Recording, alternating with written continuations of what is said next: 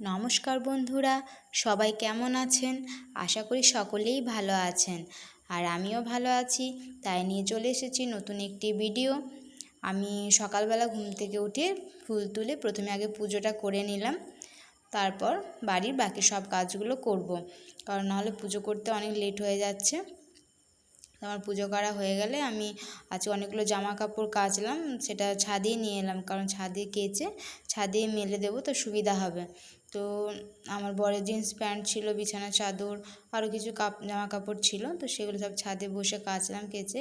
এবার আমি মেলে দিচ্ছি। তারপর আবার রান্না বান্না আছে, বাকি নিচের কাজগুলোও আছে। তো আমি জামা কাপড়গুলো মেলে তারপর নিচে যাব। আর আজকে রান্নার জন্য এনেছে এই যে পমফ্রেট মাছ, কুচো চিংড়ি, আর এনেছে মাছের ডিম।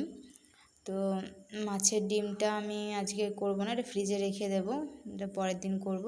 তো পমফ্রেট মাছগুলো ভালো করে জলে ধুয়ে নিলাম, আর কুচো চিংড়িগুলোও ধুয়ে নিয়েছি। তারপর নুন হলুদ মাখিয়ে চিংড়ি মাছগুলো ভালো করে ভেজে নিলাম। এটা কুমড়োর তরকারিতে দেবো, কুমড়োর তরকারিটা কুচো চিংড়ি দিয়ে করব। এদিকে আমি আলু মটরে একটু ঘুগনি করেছিলাম, এটা জলখাবারের জন্য। আর এদিকে আমার কুচো চিংড়ি দিয়ে কুমড়োর তরকারিও হয়ে গেছে। পমফ্রেট মাছগুলো ভেজে নিয়েছি, তো পমফ্রেট মাছের ঝাল করব। তো তার মশলার একটা গ্রেভিটা হচ্ছিল, তো গ্রেভিটা ফুটে উঠলে আমি পমফ্রেট ভাজা মাছগুলো দিয়ে দেবো এর মধ্যে, একটা একটা করে সব মাছগুলো দিয়ে তারপর ভালো করে মিশিয়ে নেব।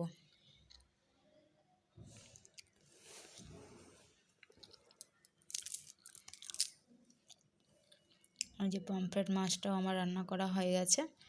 তারপর তো দুপুরে লাঞ্চ টাইম হয়ে গিয়েছিল, তো আমি পেঁয়াজি আর শাক এবং মুগের ডাল করেছিলাম। তো যাই হোক, ভিডিওটা এই পর্যন্তই।